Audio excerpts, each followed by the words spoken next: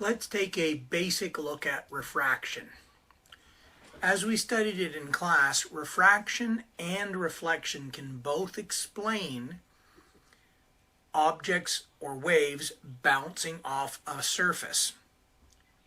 Any mirror or reflective surface will send an incoming ray out at the same angle it came in. This works for balls and it works for waves. If we were going to use either theory, we would choose the simplest one that works in our situation, so we look at reflection as a particle phenomenon. But when the wave or the particle penetrates a surface, something very much different takes place called refraction. And here the particle theory makes reverse predictions for reality. And it turns out refraction is best explained by a wave theory. The splitting of light into colors is related to refraction, but not something we're going to look at immediately. We're going to focus on the bending of the light. It's important to realize the light only bends at the interface. It doesn't travel in an arc through the denser material. There's simply an abrupt change in angle and another one at the exit point. It is not a continuous phenomenon. Light waves will come in at an angle and bend towards the normal when they go into a denser material. If there is no angle at all, if they're simply coming straight in along the normal, then no refraction takes place. There are two ways we can study refraction going in and out of a material that's denser than air, like glass or plastic. But we're going to get refraction on two faces, and we don't want that.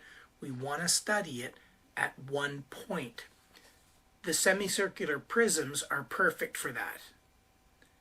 As any beam of light originating at the center, when it leaves the center, will strike the rim at 90 degrees and no refraction will take place. Okay? If it enters towards the center, same thing. It hits the surface at 90 degrees and won't refract. So the semicircular prism is a great way of isolating the refraction to one face. Optical density refers to the tendency for an object to disrupt the passage of light. It is vaguely related to real density. That is, you'll find that glass that is heavier in your hand, more dense, will disrupt light flow as well. When we study light going into a material, it will bend towards the normal if it's denser, and if it's leaving the denser material, it will bend away from the normal. And this is what we're going to look at in a series of labs. Wave theory predicts that the bending is occurring because light slows down when it strikes a denser material. Like cars on a highway, the first car in that line of red incoming traffic, the moment that hits the blue denser material, the red wave slows down. This gives the companions to it that are further back time to catch up, and there's a crunching together of the waves in the denser material.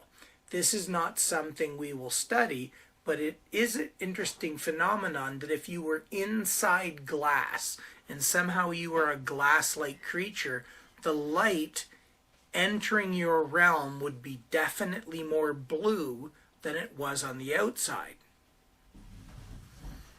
If we wanted to look at the reason why in detail refraction occurs, that would normally be in grade 11 to grade 12 physics.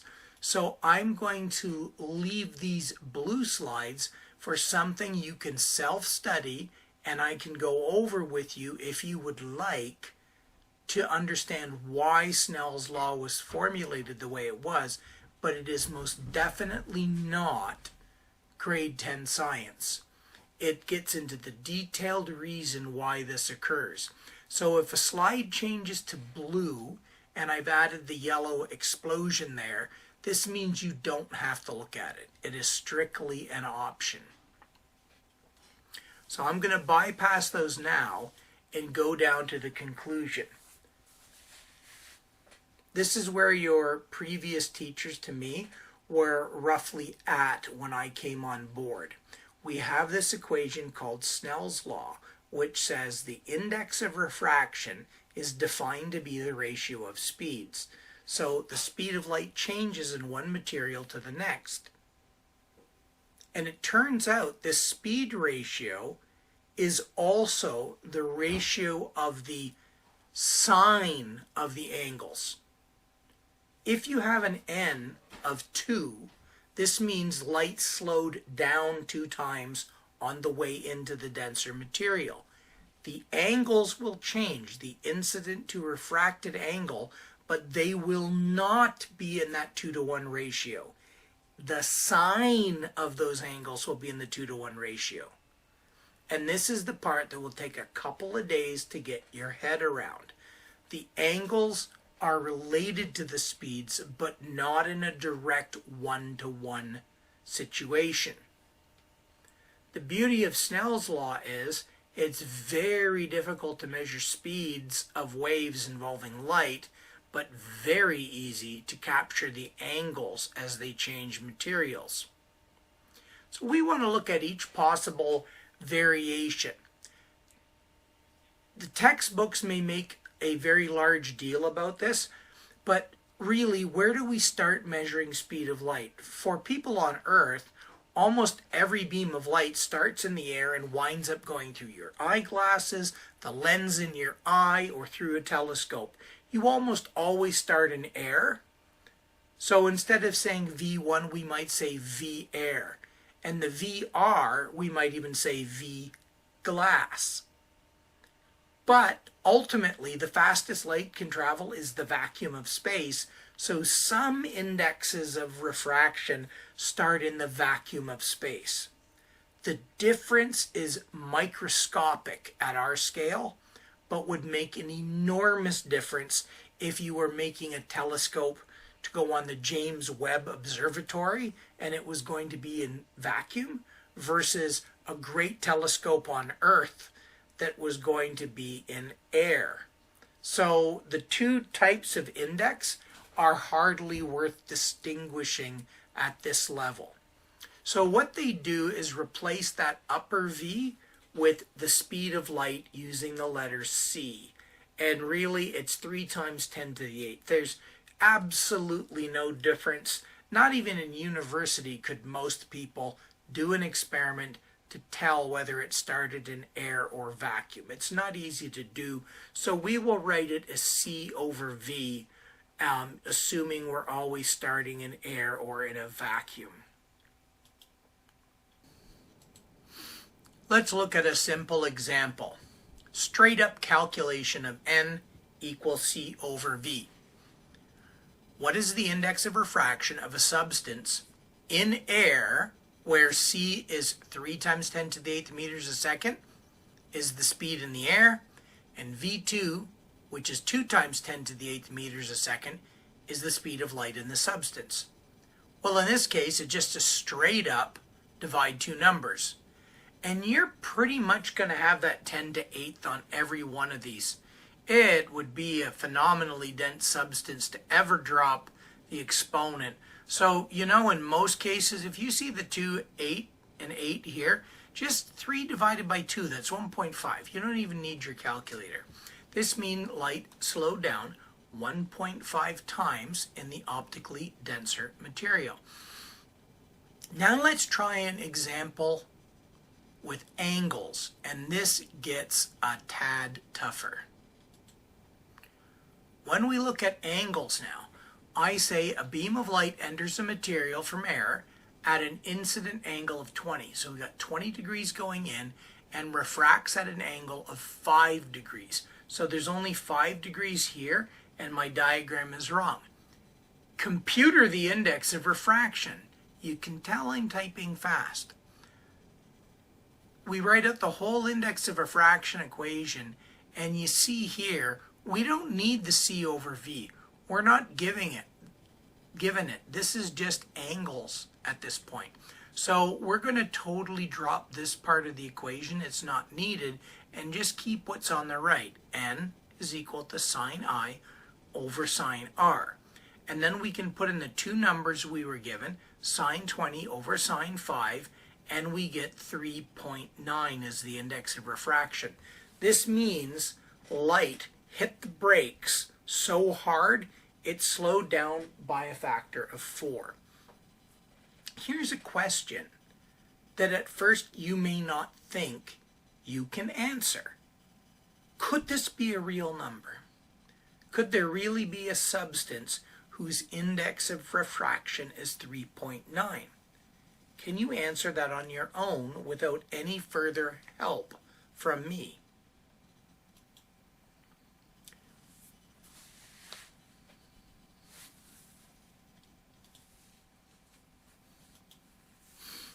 Now, let's solve for an unknown speed. A beam of light enters a material at light speed and goes into a type of glass whose N is 1.47. What is the speed of light in this glass? Well, if you think about it, what does N mean? N means light slowed down by a factor of 1.47. Well, doesn't that just mean take the 3 and divide it by 1.47? Yeah. Here's how you'd rearrange the equation, though. First thing the math teachers would tell you is put a V on both sides, and there's a canceling, and we get this. Now, how do we get rid of the N, which is multiplied onto the V? We divide it off.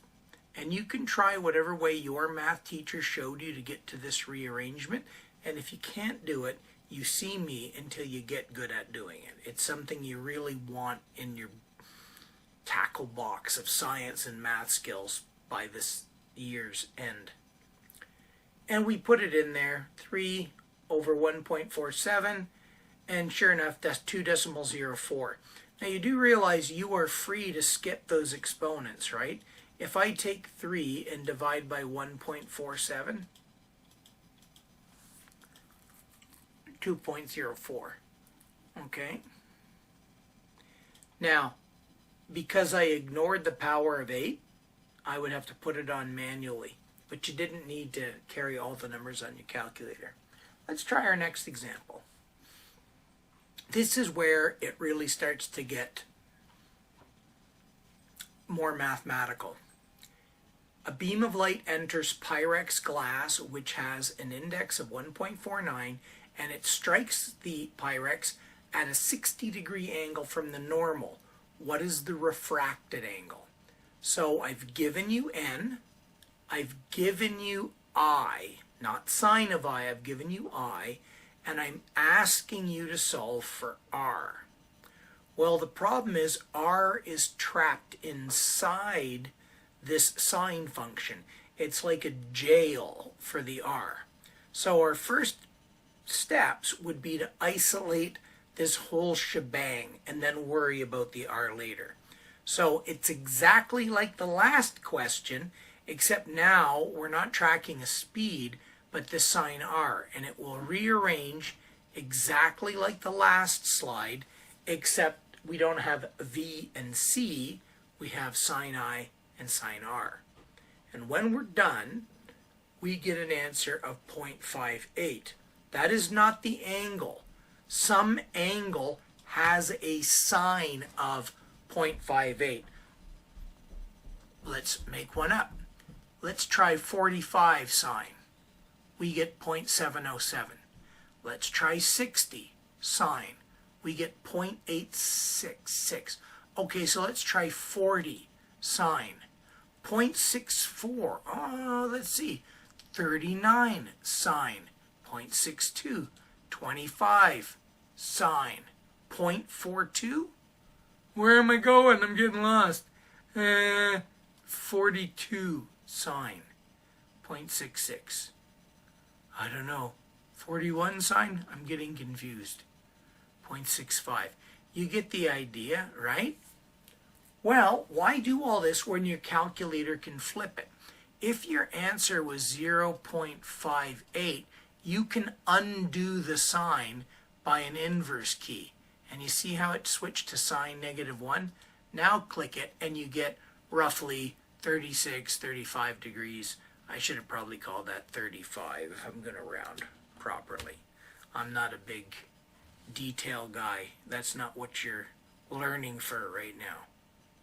Okay, that's about it for the rearrangements we would do on these last couple of slides. That's more than enough for what you need. But what do we do with it in reality? And this is where the textbooks can get a little bit on the confusing side. So I'm going to keep it to a simple one. I'm going to do a beluga whale hunt. And here's a classic problem we're going to be looking at.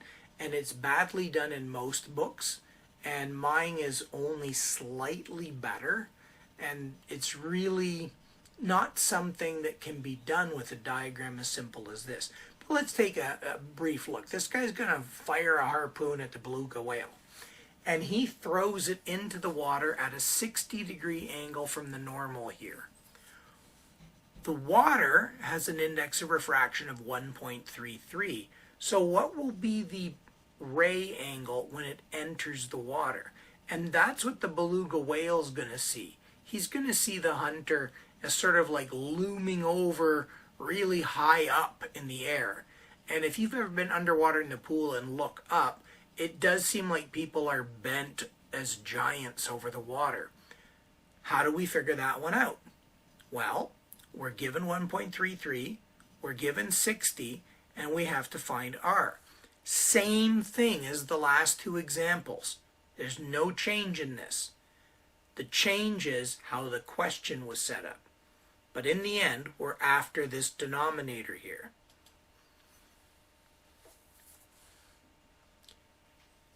If we put these numbers in, rearrange, we get 0.65. And again, that is the sign of the answer. So you go 0.65 inverse sine, and you get 41 degrees. This means the beluga whale would perceive the person not at a 60-degree angle, but 41 off this. Okay? They will appear higher than they are. So if the beluga whale's planning to leap and eat this person before they harpoon them, the beluga whale will have to leap much higher than it thought. The next phase will be to reverse the rules of refraction for exiting the denser material, and that will come next.